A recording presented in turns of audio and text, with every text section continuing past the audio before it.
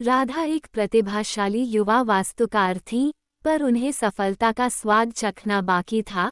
हर बार वह डिजाइन प्रतियोगिताओं में भाग लेती तो उम्मीदों के साथ निराशा ही हाथ लगती। एक दिन हताश होकर वह अपने गुरुजी के पास पहुंची। गुरुजी ने राधा को शांत किया और शहर के बाहरी इलाके में ले गए। वहां दो इमारतें थीं। पहली इमारत आसमान छूती हुई आधुनिक लग रही थी, पर करीब जाने पर राधा को खींचतान का एहसास हुआ। दीवारें तो ऊंची थीं, पर खिड़कियां कम थीं, जिससे अंदर घुटन मालूम होती थी।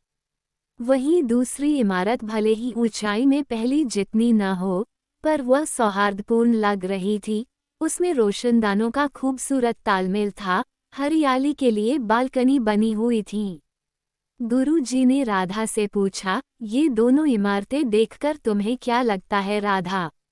राधा ने गौर से देखा और कहा, गुरुजी, मुझे लगता है प वाली इमारत को बनाने में सिर्फ ऊंचाई को ही ध्यान में रखा गया होगा, जबकि दूसरी इमारत में शायद ज्यादा सोच विचार किया गया होगा। उसमें रहने वालों की जरूरतों का ख्याल रखा गया होगा, साथ ही साथ खूबसूरती का भी।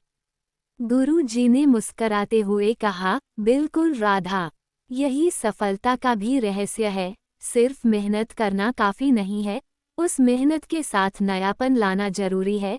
ये जानना जरूरी है कि बाजार में क्या चल रहा है, लोगों की क्या जरूरतें हैं। ठीक उसी तरह से तुम्हें अपने डिजाइनों में न सिर्फ मजबूती का ध्यान रखना है, बल्कि उसमें रहने वालों की सहूलियत और खूबसूरती का भी समावेश करना है। राधा को गुरुजी की बात समझ आ गई। अब वह सिर्फ पुरानी किताबों में डूबने के बजाय नई तकनीकों को सीखने लगी।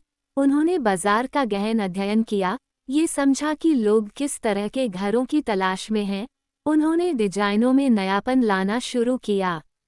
पहले प्रकृति के साथ सद्भाव बनाए रखने वाली बालकनियां, फिर ज्यादा रोशनी आने वाली खिड़कियां, फिर कम जगह में ज्यादा सुविधाएं देने वाले लेआउट।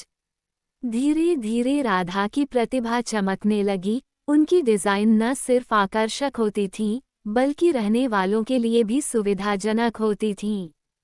कुछ ही समय में राधा एक सफल वास्तुकार के रूप में जानी गईं।